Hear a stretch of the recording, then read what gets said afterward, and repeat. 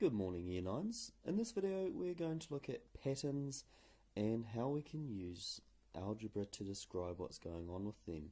So you'll see with this example that I've got here, the question is asking us to consider this pattern and see if we can write a rule for the number of matchsticks required to make any term of the sequence.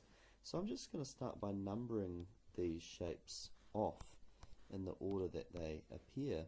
And I'm going to make a table to see if there's any recognizable number pattern going on.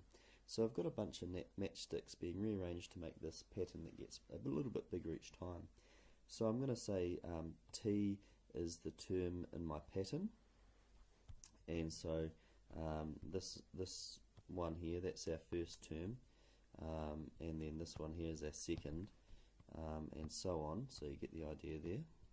So we've got 5 terms of our pattern that we can observe here, and I'm going to see if I can make a special rule for any term number. So I've put N for number, so any term number, and then in the next part down of our table, I'm going to write the number of matchsticks.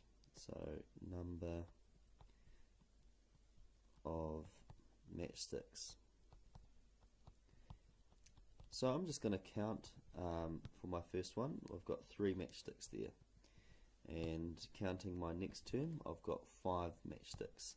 In the third term there are 7. In the fourth term I can count 9, and in the fifth term I can count 11. And so hopefully at this stage you can see that there's a pattern going on from term to term. And that pattern is each time we are adding 2. So when you're adding 2 to a term, that means you're increasing your pattern by 2 each time. So we can write 2 times n. And then you've got to ask yourself, well, where did you start? And we started at 3. So I've got a bit of a problem here because 2 times 1 isn't 3. So we have to add 1 onto it to bring it up to 3. So let's check if that works for our second number. If we put 2 in there instead of n, we'd have 2 times 2 plus 1, and that equals 5. And is 5 what we get? Yep, that's what we get for our second term, so it works.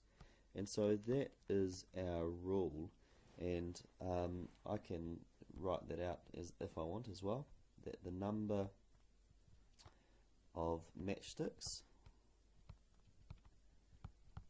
is going to be given by the rule 2n plus 1.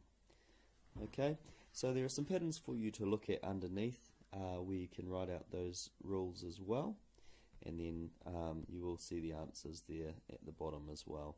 So good luck with that.